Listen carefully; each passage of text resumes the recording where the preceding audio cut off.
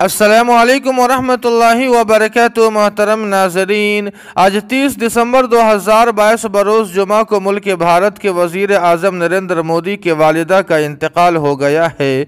जैसा कि इस खबर की इत्तला आप हजरात को भी मिल गई होगी।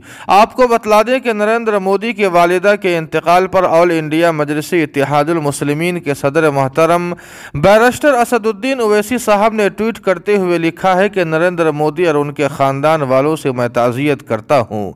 उसके बाद ओवैसी साहब ने वालिदा के इंतकाल पर कुछ अशआर लिखे हैं।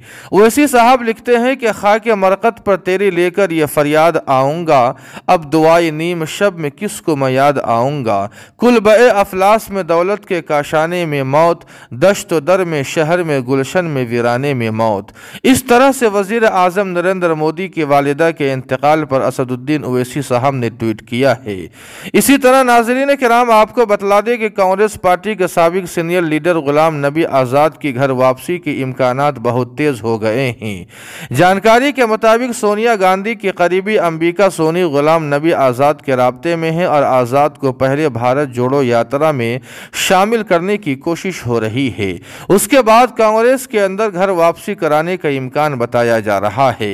आपको बतला दें कि आज़ाद ने इसी साल अगस्त के महीने में राहुल गांधी की क़यादत पर सवाल उठाते हुए चापलूसों से घिरा हुआ बताया था, जिसके बाद उन्होंने कांग्रेस पार्टी को अलविदा कहते हुए 50 साल खिदमत पर लगाम लगा दिया था। गुलाम नबी आज़ाद ने जम्मू कश्मीर के अंदर एक आज़ाद पार्टी बना ली थी, जिसके बाद कश्मीर कांग्रेस पार्टी के बड़े बड़े लीडर भी अलग हो गए थे। लेकिन अब कांग्रेस में घर वापसी की कोशिशें तेज हो गई है।